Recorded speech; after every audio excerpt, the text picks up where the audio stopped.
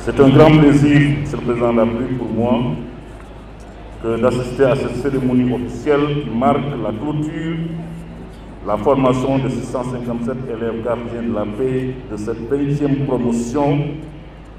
de l'École nationale de police. C'est en tant que représentant spécial du secrétaire général des Nations Unies en République centrafricaine et chef de la MINUSCA que j'ai le privilège de prononcer ces paroles devant vous,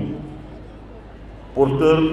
d'une responsabilité confiée par le Conseil de sécurité des Nations Unies.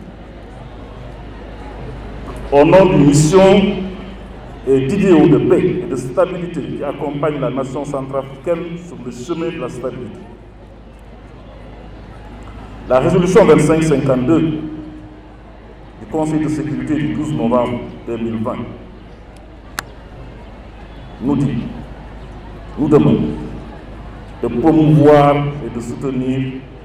l'extension rapide de l'autorité de l'État sur tout le territoire de la République centrafricaine, notamment en appuyant le déploiement dans les zones prioritaires d'agents de la police et de la gendarmerie nationale agréés et formés.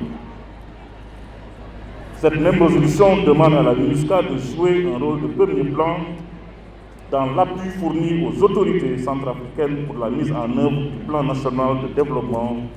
et de renforcement des capacités des forces de sécurité intérieure. Au vu de ces lignes d'instruction claires et précises, c'est avec le sentiment du travail accompli et admiratif que ce que nous sommes capables de bâtir de manière conjointe que je me tiens devant cette auguste assemblée. Cette progression de l'appareil de sécurité intérieure représentera une garantie de sécurité pour tous les Centrafricains. Je suis fier que la MINUSCA ait contribué à soutenir la pérennisation de ce grand corps de l'État au service de la paix et de la sécurité, appuyant les efforts du gouvernement centrafricain, en particulier dans le processus de recrutement et de développement des capacités de formation, à l'assistance technique par la mise à disposition constante de l'expertise de la composante de police de la MINUSCA et de la mise en œuvre de projets et programmes de formation soutenus par une colocation ininterrompue des experts de la police auprès des responsables et des encadreurs des écoles de formation, y compris pour assister dans la gestion de la pandémie de la COVID-19, la sensibilisation à l'éthique, à la bonne conduite,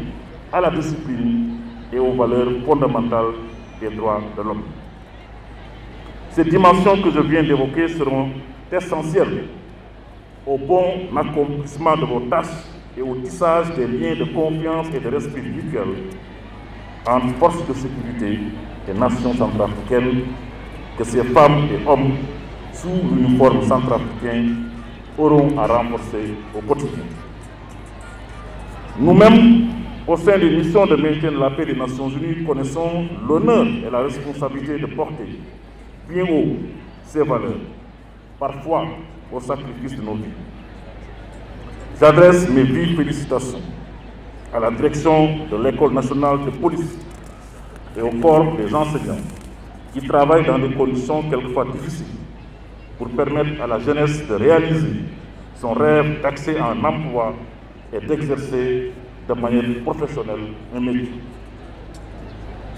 C'est également le lieu de dire tous mes compliments à toutes ces équipes mixtes, forces de sécurité intérieure UNPOL, ainsi qu'à l'ensemble des partenaires techniques et financiers qui non seulement ont fait preuve de courage et d'abnégation en travaillant d'arrache-pied au regard des délais très contraignants, mais aussi et surtout dans un contexte difficile lié à la pandémie de la COVID-19 et aux défis sécuritaires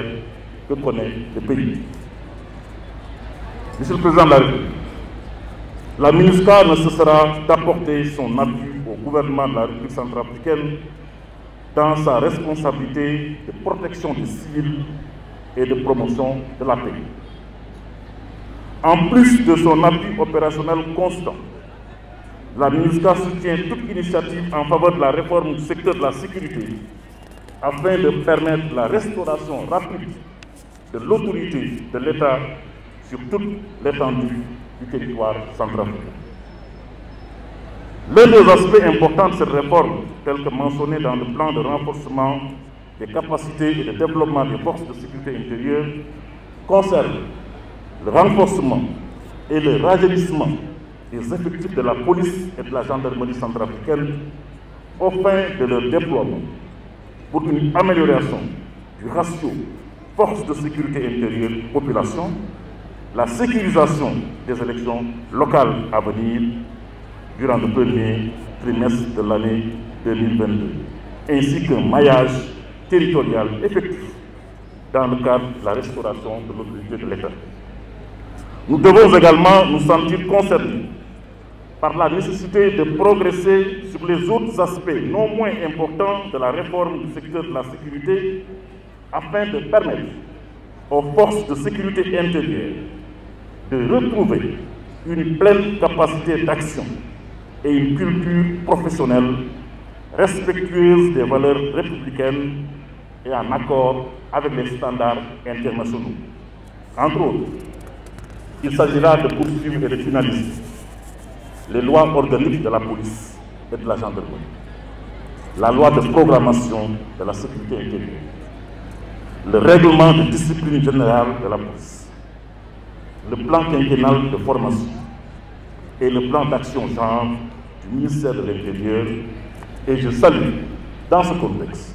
la part de 28% d'éléments féminins dans la promotion que nous honorons ce jour et qui représente une hausse importante par rapport à la précédente promotion. C'est seulement à ce prix que les forces de sécurité intérieure constitueront des vecteurs pleins et entiers de paix et de cohésion sociale. La MINUSCA et l'ensemble des partenaires continueront à travailler dans la même dynamique afin de promouvoir la mise en œuvre de l'accord de paix dans lequel ce recrutement s'inscrit, réduire sensiblement l'influence et les menaces que constituent les groupes armés, puis contribuer à leur dissolution et de permettre aux populations de vivre enfin dans la paix et dans la sécurité. Mesdames et messieurs, nouveaux policiers de Centrafrique, je voudrais clore mon propos en me tournant vers vous, en vous félicitant d'avoir satisfait aux exigences et aux épreuves de ce recrutement qui vous font embrasser une noble carrière au service de vos compatriotes et de la paix en République centrafricaine. Je ne doute pas que vous porterez l'uniforme avec fierté, respect et intégrité au service du bien commun et de chacun. Je vous souhaite tout le meilleur dans l'exécution de vos futures missions. Je vous remercie.